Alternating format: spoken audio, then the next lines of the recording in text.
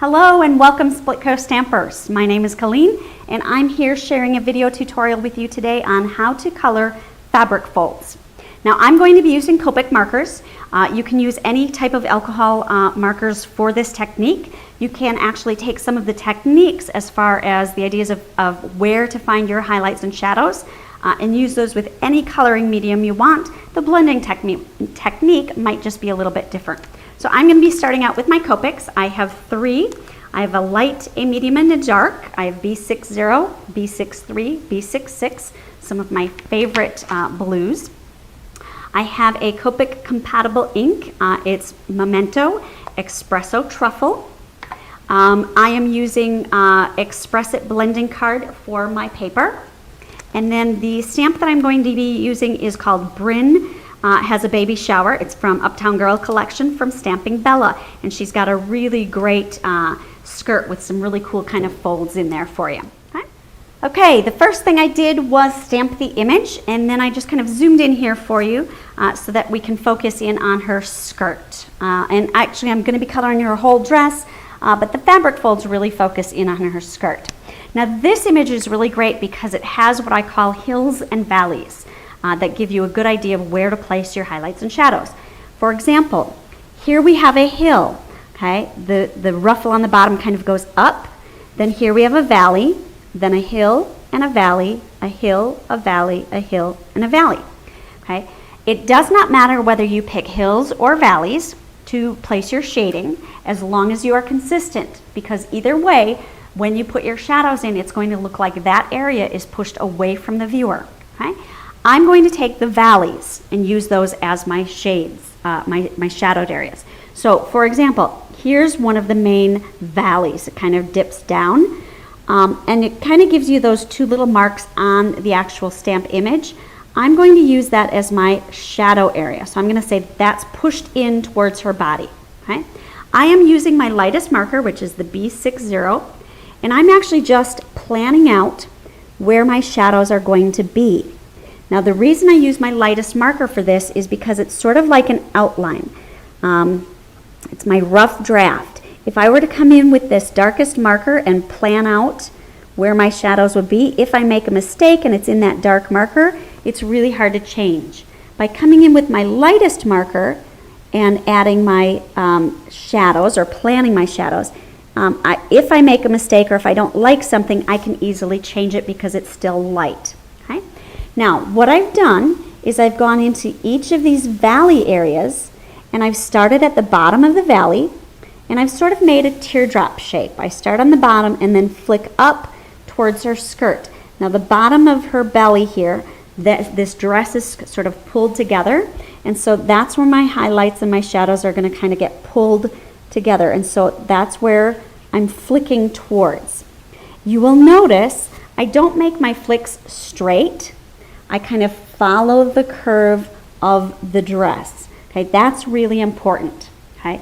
If, for example, if I made this flick straight, it's going to give a shadow kind of up in this area and it's not really going to follow that fabric. So when you're doing fabric folds, coloring fabric folds, it's really important to follow the shape of the fabric.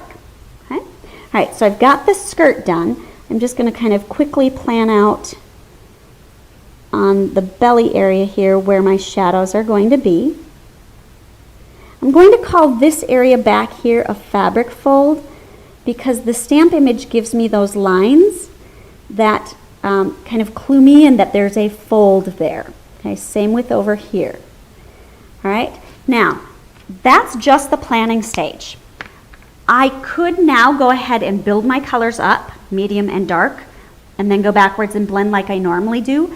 But this technique is a little bit different and I sort of go back and forth quite a bit. So instead of going to my medium next, I'm actually going to jump to my dark, which is my B66. And I'm going to place my shadows. Now remember, my shadows are exactly where those light colors are. So I'm just going to take my darkest marker and I'm going to add color to those areas that I planned my shadows out.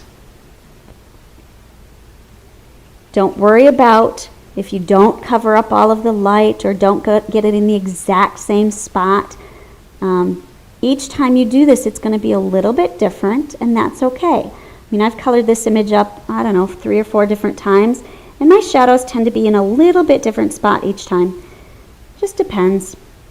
Okay, so that's sort of my planning stage. That's where my shadows are going to be.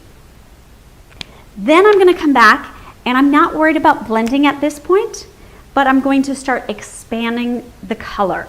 Okay, so I'm coming in with my medium, so my B63, and on the edges of that teardrop shape, I'm going to add that medium color. So I'm widening that shadow, and you'll also notice I lengthen it. I make it a little bit longer. I'm not too worried at this point about blending, because I'm going to come back and do this another time.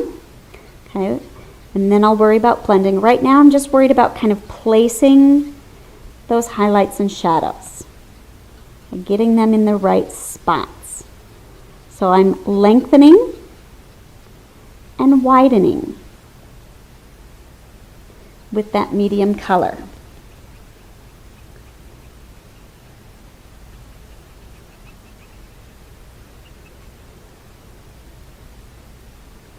Okay, now this is where I start thinking about this skirt being kind of pulled in together. It's going to be darker up here, especially underneath her belly. So I'm going to put that medium tone, and I'm just going to flick it downwards a little bit. And that kind of finishes off her skirt area. Okay, go ahead and add a little bit of expansion to my shading here on her belly.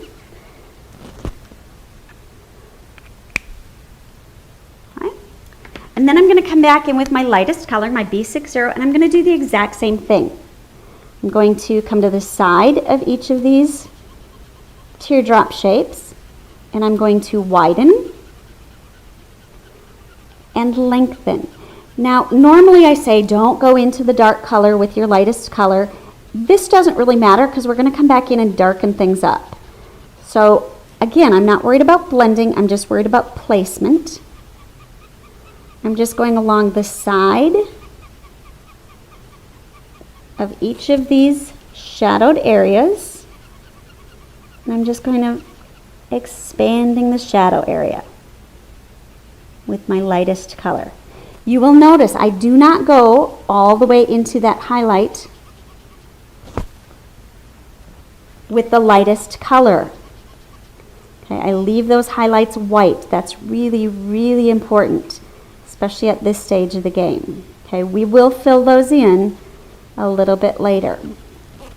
Okay, but right now, I want to keep them nice and bright.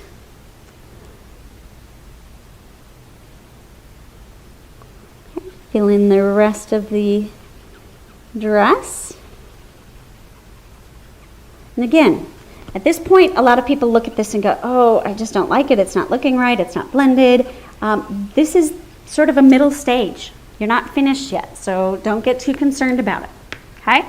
I've got my shadows and my highlights pretty much exactly where I want them, so now I'm just really worried about getting the color in and getting it blended. So I'm going to come back in with my darkest, my B66, and I'm going to add just a touch of that back in. I'm not going to add a lot of it, but because we came over the dark with our lightest, it did lighten up some of that dark shadow, so I'm going to add some of that back in. And this is a personal preference. You can make it as dark or as light as you want. I tend to like a lot of contrast in my images. Okay? All right, so then I'm going to come back in with my midtone, my B63, and now I'm worried about or concerned with blending. Okay, and so I already know exactly where my highlights and my shadows are going to be, so now I'm starting to blend those colors together smoothly. All right, so it's pretty much the exact same process that I went through during the first sort of color step down. All right, dark, then I'm coming in with my medium and I'm expanding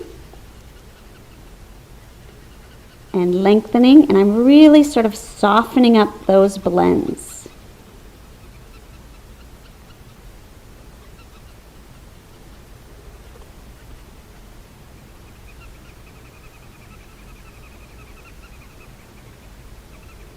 Again, you can do this with any medium. You just may have to take a different approach to the way you lay your color down or the way you're doing your blending. And that's okay.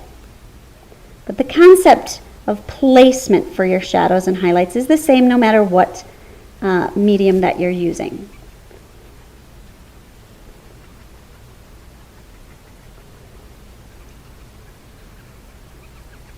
Okay. So that was my medium. Now I'm going to come back in with my light, B60, and I'm going to do some more blending. And you'll notice I'm not going into that highlight. I'm still, even at this point, leaving those highlights white.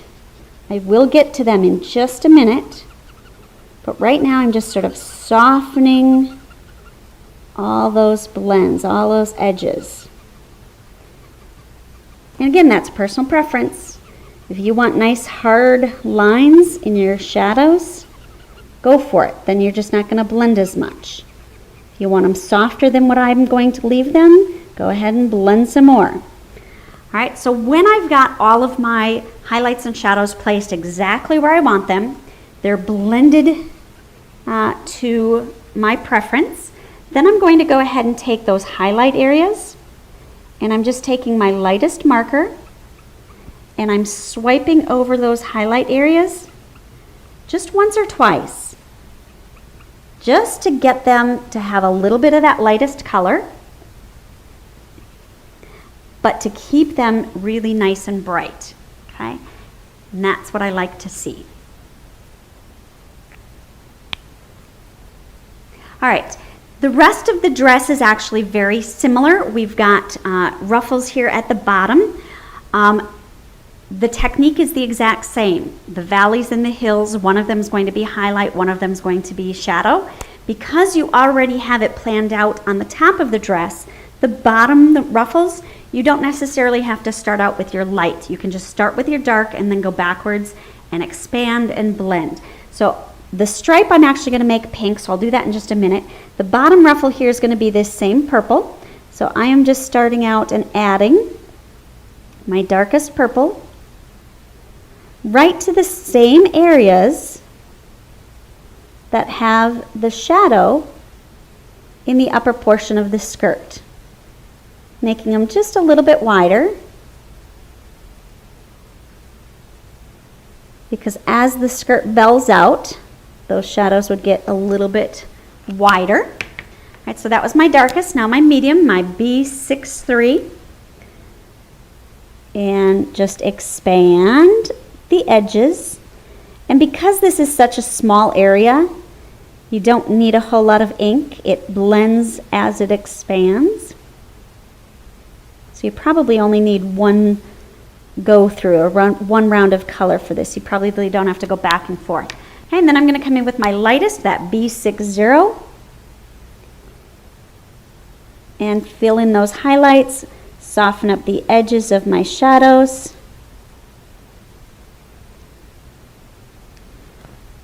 And I've got that portion of the skirt done. Now I'm just going to do the exact same thing with the pink. I'm going to be starting out with R85. R85 for my darkest. I'm just connecting the shadows from the skirt to the ruffle. Then I'm going to come in with my medium, which is R83. There's not a lot of difference in these colors. They're fairly close, and so they blend very, very easily. Then I'm going to come in with my highlight, which is R81. And just very quickly add my highlight. Okay, don't forget the strip up at the top of her dress. And that upper ruffle. Just adding some quick shading here. And when you're finished coloring up the dress and you've got your fabric folds all colored up, you can go ahead and color up the rest of the image.